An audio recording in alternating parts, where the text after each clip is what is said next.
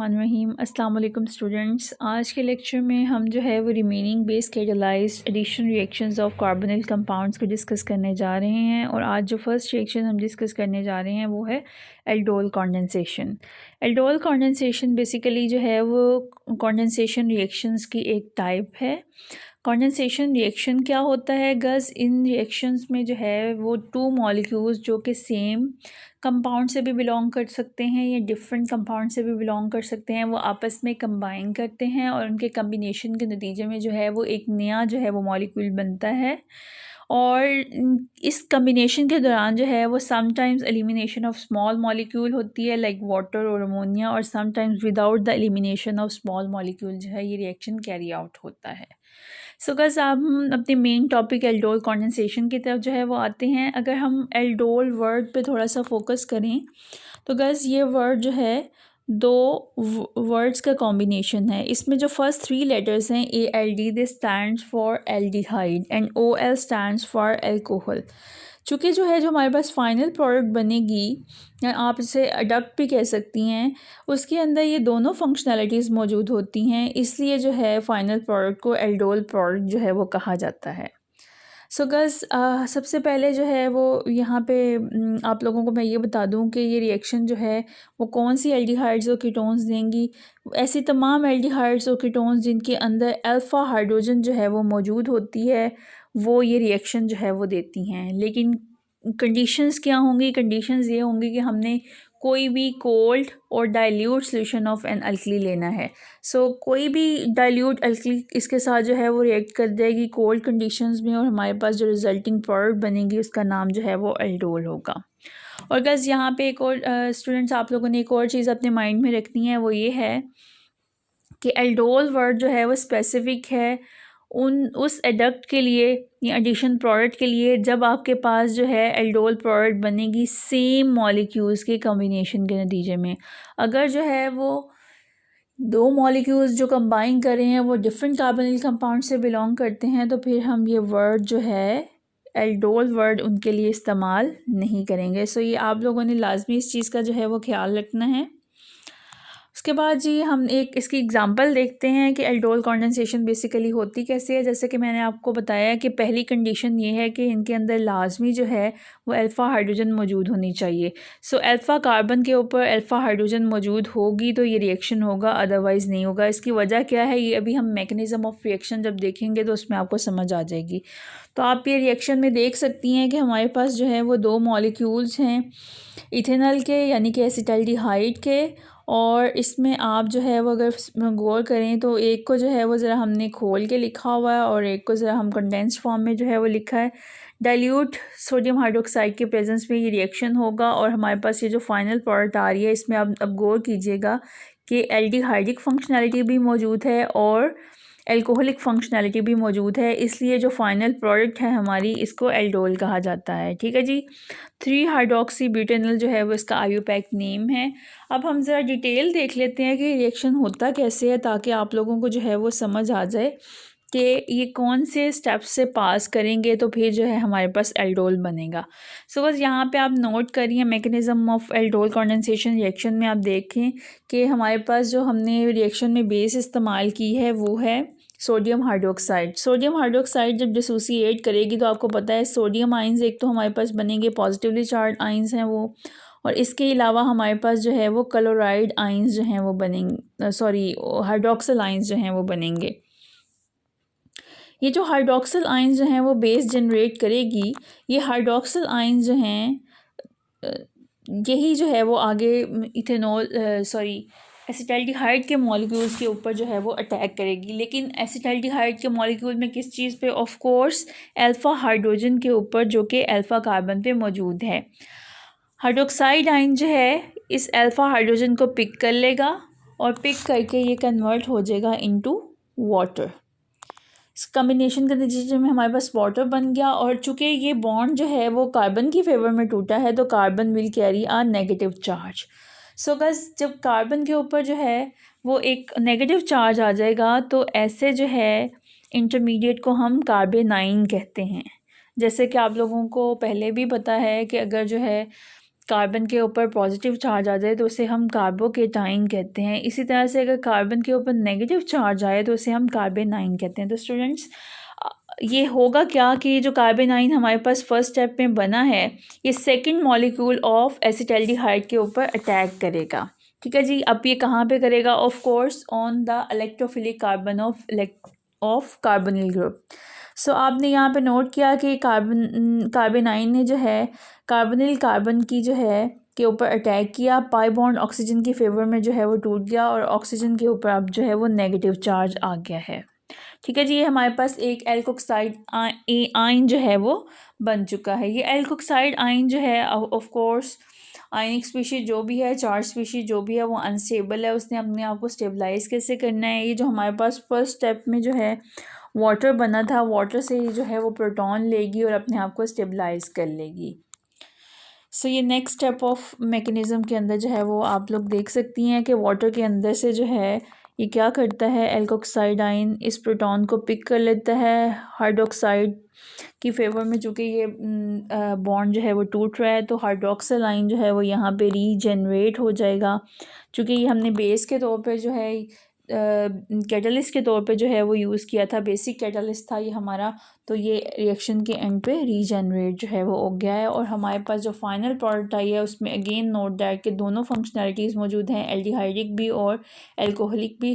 That's why इसको जो है वो एल्डोल का नाम दिया जाता है। होप्स हो कि आप लोगों को ये रिएक्शन जो है वो क्लियर हो गया होगा। ये इसमें हमने जो है वो फ़र्स्ट ऑफ़ ऑल डेफिनेशन देखी है, उसके बाद हमने एक एग्ज़ाम्पल और उसके मैकेनिज़्म को कम्प्लीटली एक्सप्लेन कर दिया है। अब हम कुछ इसकी मज़ीद एग्ज़ाम्पल्स जो हैं वो देखेंगे और इसमें जो है वो हम पहले हमने एग्ज़ाम्पल इथेनल और इथेनल की कंडेंसेशन देखी है। अब हम प्रोपेनल और प्रोपेनल की कंडेंसेशन देखने जा रहे हैं। कंडीशंस हमारे पास सेम हैं गर्ल्स। डाइल्यूट सोडियम हाइड्रोक्साइड की प्रेजेंस में ये रिएक्शन होगा और हमारे पास जो है 3 हाइड्रोक्सी 2 मिथाइल पेंटेनल जो है वो जनरेट होगा जो कि एक एल्डोल प्रोडक्ट है। और यहाँ पे अगेन फाइनल प्रोडक्ट में बहुत फंक्शनैलिटीज़ जो हैं वो प्रेजेंट हैं।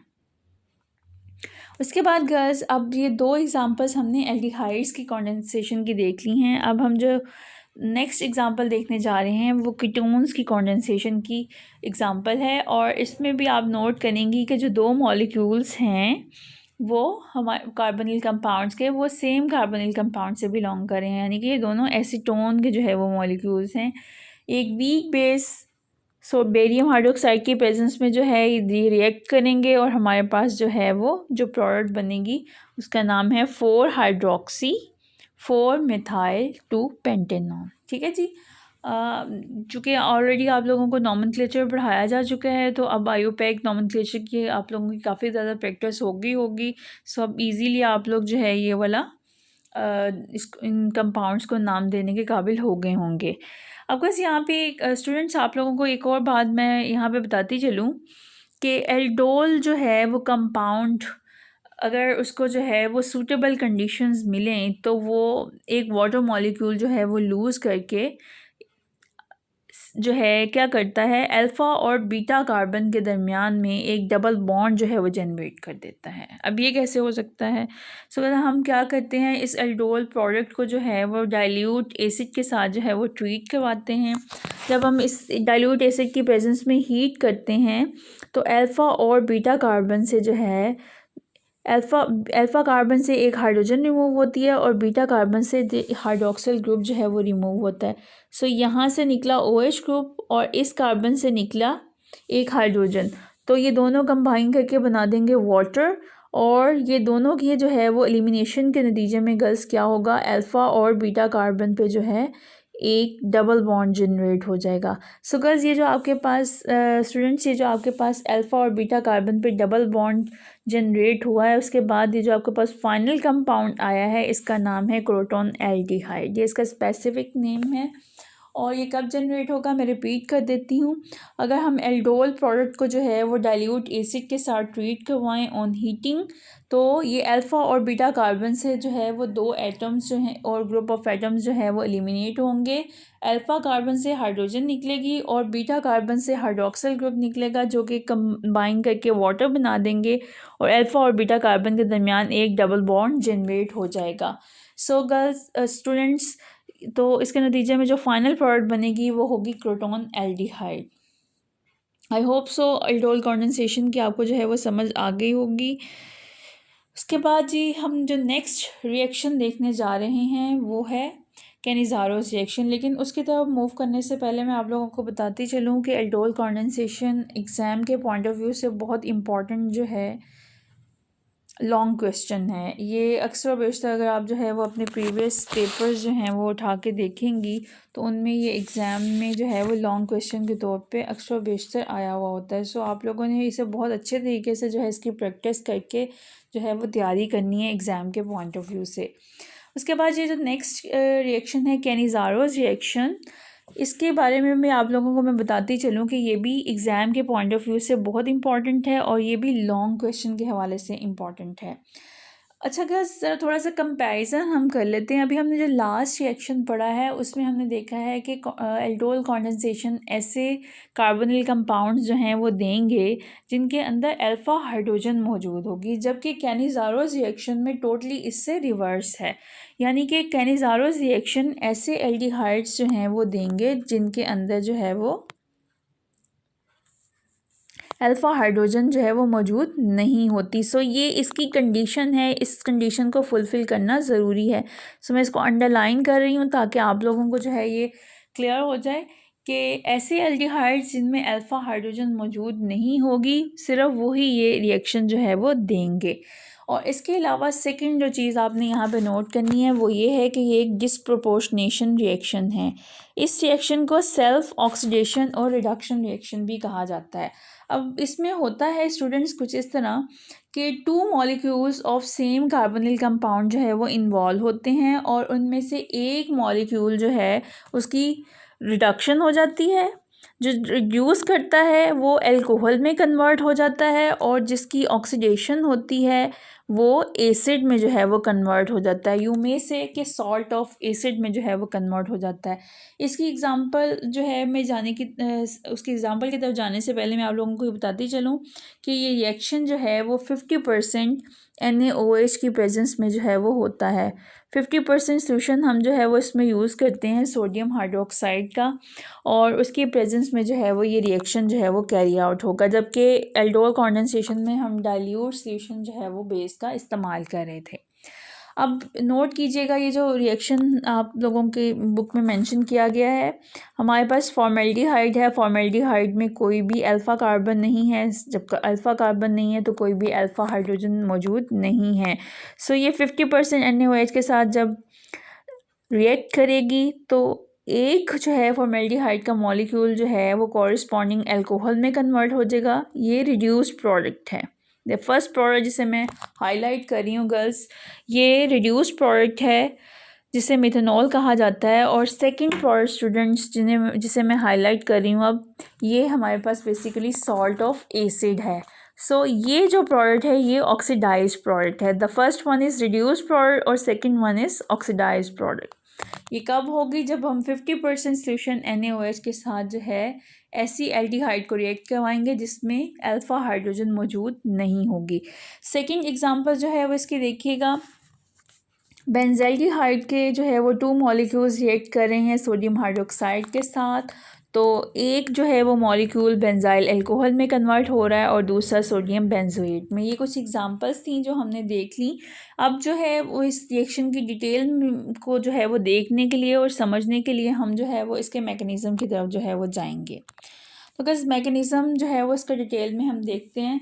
जैसे कि आपको पता है, again it is a base catalysed reaction. तो सोडियम हाइड्रोक्साइड जब उसकी आयनाइजेशन होती है तो सोडियम आयन और हाइड्रोक्सिल आयन जो है वो जनरेट होता है। तो ये जो हाइड्रोक्सिल आयन है ये गर्ल्स फर्स्ट स्टेप में फॉर्मेल्डिहाइड की इलेक्ट्रोफिलिक कार्बन के ऊपर अटैक करता है और उसके क्रॉस आके ऐड हो जाता है।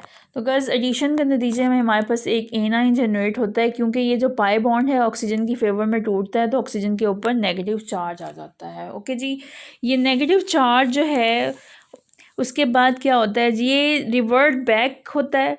ये एनाइन जो है ये दोबारा से जो है वो कार्बन के साथ डबल बॉन्ड जब जनरेट करता है तो ये कार्बन का और हाइड्रोजन का बॉन्ड जो है वो हाइड्रोजन की फेवर में टूट जाता है। एक हाइड्राइड आयन जो है वो निकलता है, यानी कि H नेगेटिव आयन।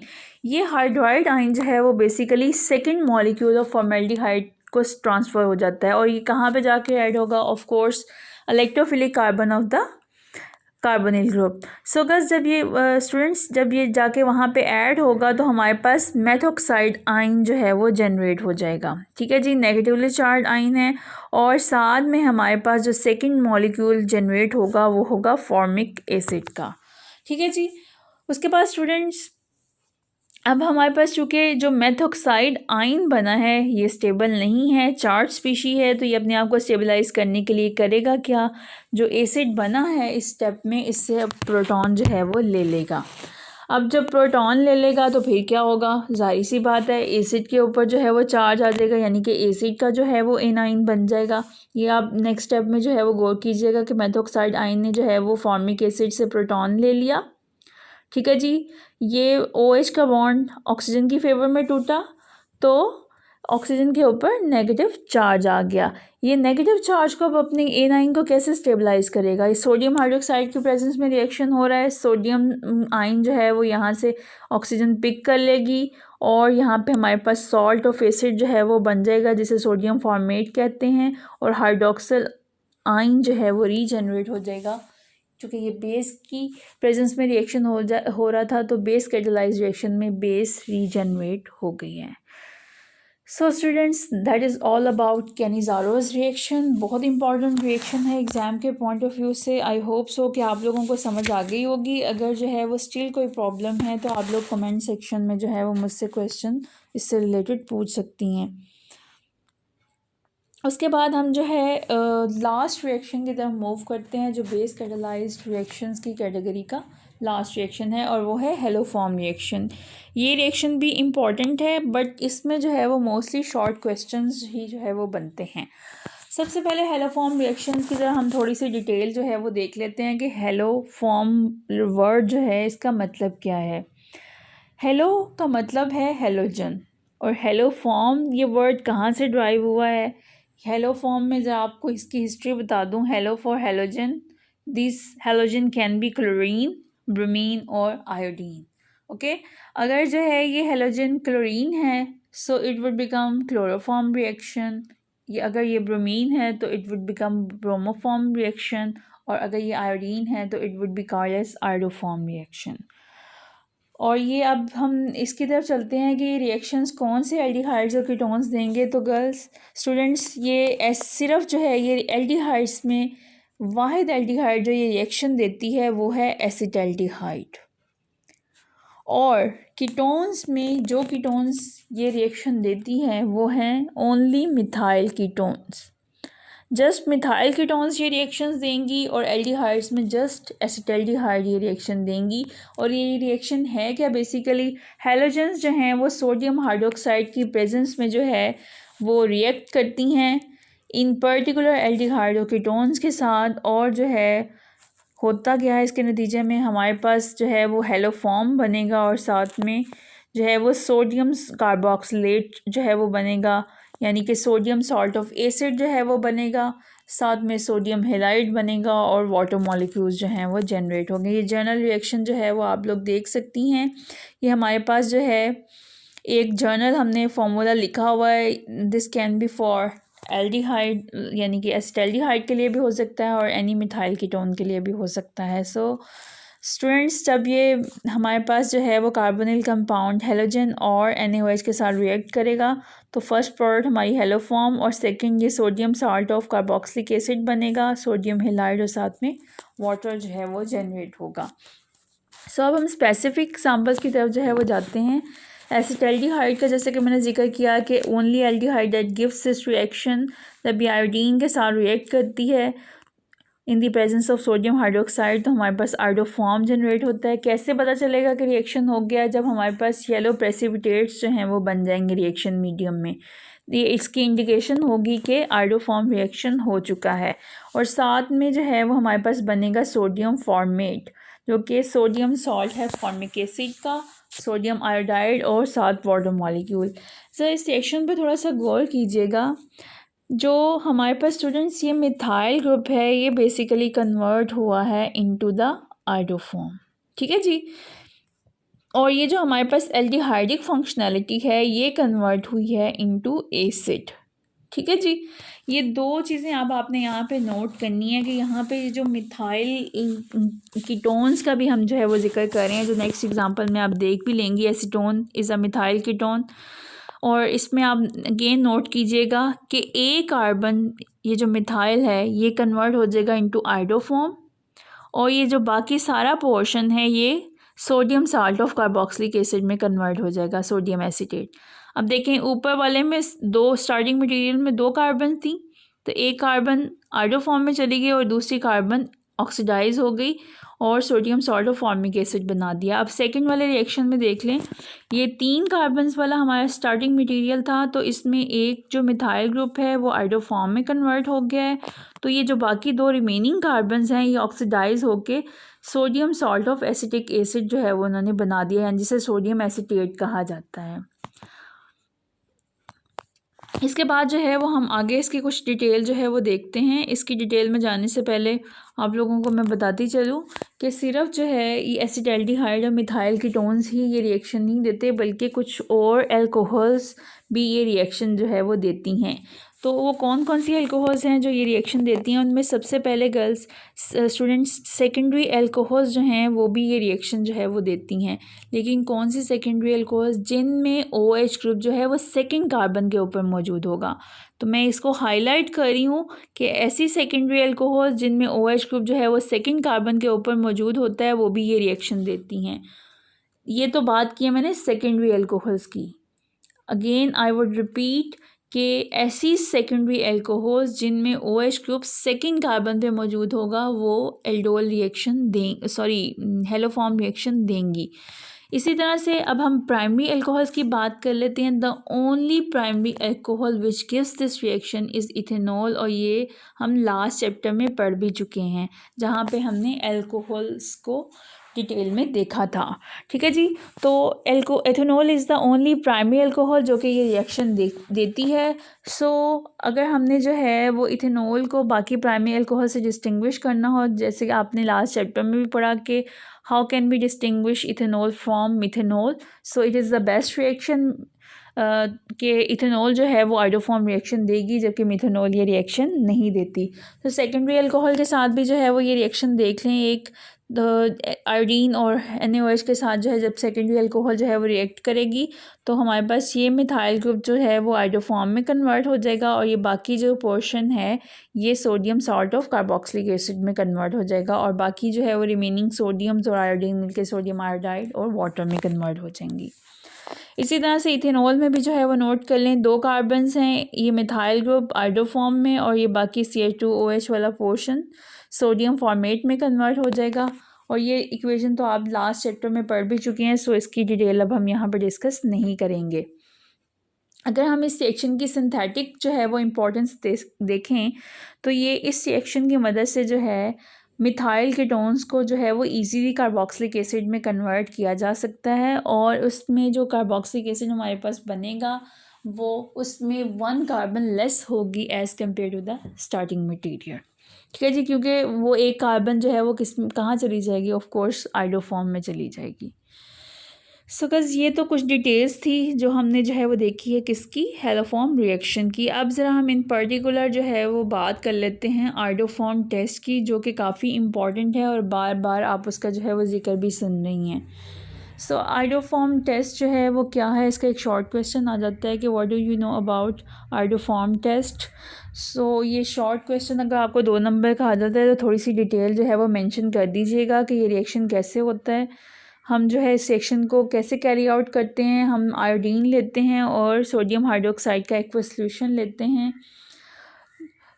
तो ये जो और ऑफ कोर्स आप लोगों को पहले ही बताया जा चुका है कि कौन सी जो है वो एल्डिहाइड से रिएक्शन देंगी। मैं रिपीट कर देती हूँ कि एल्डिहाइड्स में सिर्फ एसिटाल्डिहाइड जो है वो रिएक्शन देगी। अगर हमने एसिटाल्डिहाइड को रेस्ट ऑफ द एल्डिहाइड से डिस्टिंग्विश करना है तो उसके लिए भी हम ये वाला रिएक्शन जो है वो कर सकते हैं। और अगर जो है हम कीटोन्स की बात करें तो मिथाइल कीटोन्स जो हैं वो सिर्फ ये रिएक्शन देंगी। अगर मिथाइल कीटोन्स को हमने रेस्ट ऑफ द कीटोन से डिस्टिंग्विश करना है तो हम उसके लिए ये टेस्ट जो है वो यूज़ कर सकते हैं। और इसके अलावा मैं रिपीट कर दूं कि ऐसी तमाम सेकेंडरी अल्कोहल जिनमें सेकंड कार्बन के ऊपर OH ग्रुप जो है वो मौजूद होता है वो भी ये रिएक्शन देंगी। अगर उनको हमने बाकी सेकेंडरी अल्कोहल से डिस्टिंग्विश करना हो तो उसके लिए भी हम ये टेस्ट कर सकते हैं। और प्राइमरी अल्कोहल्स में हमारे पास इथेनॉल जो है वो ये टेस्ट देती है। और अगर हमने जो है इथेनॉल को जो है वो rest of the primary alcohol से जो है वो डिस्टिंग्विश करना हो तो उसके लिए भी हम ये टेस्ट कर सकते हैं। ये मैंने हाईलाइट कर दिया है, आप लोगों को जो है वो इससे काफ़ी ज़्यादा इजी हो जाएगा ये सारे पॉइंट्स को जो है वो मेमोराइज़ करना। और एक जो इम्पॉर्टेंट बात है यहाँ पे कि मैंने इस अभी थोड़े से पीछे टॉपिक में बता भी दिया था कि कैसे पता चलेगा कि रिएक्शन हो गया है। तो रिएक्शन ऐसे पता चलेगा कि हमारे पास येलो कलर की जो है वो प्रेसिपिटेट्स आएंगे रिएक्शन मीडियम में जो कि आइडोफॉर्म के होंगे। सो येलो सॉलिड की अपीयरेंस विल कंफर्म यू के ये रिएक्शन हो चुका है और आइडोफॉर्म की प्रेपरेशन जो है वो हो चुकी है, फॉर्मेशन हो चुकी है। सो ये एक इजी वे है इन तमाम जो है वो एल्डिहाइड्स, कीटोन्स और अल्कोहल्स को डिस्टिंग्विश करने का। और अगर आप लोगों को ऐसा कोई क्वेश्चन आता है, ये आपकी एक्सरसाइज में मौजूद है। इंशाल्लाह जो है वो कमिंग लेक्चर्स में हम जो है वो एक्सरसाइज को भी डिटेल में डिस्कस कर लेंगे। आज के लेक्चर में मैं आपको जो है वो बता तो नहीं रही कि हमने कौन कौन से कर लिए, लेकिन फिर भी मैं थोड़ा सा जो है वो डिस्कस कर लेती हूँ कि हम जो है वो अभी तक एक्सरसाइज के जो क्वेश्चंस कर चुके हैं उसमें अगर आप देखें तो क्वेश्चन आज के लेक्चर जो कवर कर रहा है वो है जी हमने आज पढ़ा है क्वेश्चन नंबर 11 जो है उसको डिस्कस कर लिया है, क्वेश्चन नंबर 12 को भी डिस्कस किया है। और हमने इसके अलावा कुछ चीज़ें जो है वो लास्ट लेक्चर में भी डिस्कस कर ली हैं, जिसमें जो हमारे पहले लेक्चर्स हुए हैं उनमें हम क्वेश्चन नंबर 4 को डिस्कस कर चुके हैं, क्वेश्चन नंबर 6 को, 8 को भी डिस्कस कर चुके हैं, 9 को भी और 10 को भी कर चुके हैं। और इसके अलावा स्टूडेंट्स हमने जो है 14 क्वेश्चन और 15 क्वेश्चन को भी डिस्कस कर लिया है। और इसमें क्वेश्चन नंबर 16 जिसका मैं आज काफ़ी ज़्यादा जो है वो जिक्र कर रही थी, सॉरी क्वेश्चन नंबर 17 के how would you distinguish between this and that. So ये वाला ये सारा जो है वो यहाँ पे मेंशन हुआ है। और अगर ये आप लोगों को क्वेश्चन आता है तो आप जो है आइडोफॉर्म टेस्ट की मदद से या कुछ और टेस्ट की मदद से जो है वो इसका जो है वो आंसर दे सकती हैं। सो इसकी डिटेल जो है वो मैं आपको करवाऊँगी इंशाल्लाह, क्वेश्चन नंबर 16 और 17 को आपको डिटेल में करवाऊँगी। और क्वेश्चन नंबर 5 और 7 जो हैं जो अभी तक हमने जो कि कंप्लीट रिएक्शंस नहीं पढ़े, सो अभी मैं इसका जिक्र नहीं कर रही। जब हम वो एसिड कैटालाइज्ड रिएक्शंस भी देख लेंगे कार्बोनिल कंपाउंड्स के तो उसके बाद हम उन रिएक्शंस को भी डिस्कस करेंगे। सो रिमेनिंग जो हमारे पास क्वेश्चन 18 और 19 और 20 है वो भी अभी जो है हमारे आने वाले टॉपिक्स में कवर होंगे, तो उसके साथ ही हम उसको भी डिस्कस कर लेंगे। सो बस ये स्टूडेंट्स ये तो आज का लेक्चर था जिसमें जो है वो आप लोगों को मैंने तमाम बेसिक जो है वो बताए हैं जो एल्डोल कंडेंसेशन को कवर करते हैं, उसके बाद कैनिज़ारोस रिएक्शन को और हेलोफॉर्म रिएक्शन को जो है वो कवर करते हैं। अब यहाँ पे एक चीज़ जो है वो आप लोगों को मैं और एम्फेसाइज़ करूँगी इसके ऊपर कि अपनी अटेंडेंस जो है वो कमेंट सेक्शन में लाजमी दिया करें। और अगर जो है आप लोग जस्ट अटेंडेंस की खातिर जो है वो ये लेक्चर जो है वो उस पर क्लिक करती हैं और जो है वो सिर्फ अटेंडेंस लगा के जो है वो चली जाती हैं तो आपको कोई फ़ायदा नहीं होना। आप लोगों को मैंने पहले भी बताया है कि आपके जो है वो एग्ज़ाम्स होने हैं और एग्ज़ाम्स जो हैं उसमें ये सारा सिलेबस शामिल होगा। तो अगर आप लोग जो है वो कंप्लीट वीडियो नहीं देखेंगी तो आप लोगों को जो है वो लेसन समझ में भी नहीं आएगा। सो आप लोग जो है मुझे जो है वो सारा पता चल जाता है कि आप लोगों ने रिएक्शन जो है वो मतलब सारा जो है वो लेक्चर देखा है या नहीं। सो इसलिए जो है वो कोशिश करें कि कंप्लीट जो है वो लेक्चर जो है वो सुने और अगर कोई क्वेश्चन हो तो कमेंट सेक्शन में जो है वो लिख दिया करें, ताकि जो है वो मैं उसको आंसर जो है वो कर दिया करूं, और अपनी अटेंडेंस लाजमी जो है वो वहाँ पे सेंड किया करें। होप्स हो कि आपको आज का लेक्चर जो है वो समझ आया होगा। इंशाल्लाह जो है वो नेक्स्ट लेक्चर में हम रिमेनिंग रिएक्शंस की तरफ जो है वो मूव करेंगे और उसको जो है वो वाइंड अप करेंगे, और उसके बाद जो है वो उससे नेक्स्ट लेक्चर में हम इस चैप्टर को इंशाल्लाह वाइंड अप कर देंगे। आज के लिए बस इतना ही। इंशाल्लाह नेक्स्ट लेक्चर में कल मुलाकात होगी आपसे। तब तक के लिए अल्लाह हाफ़िज़।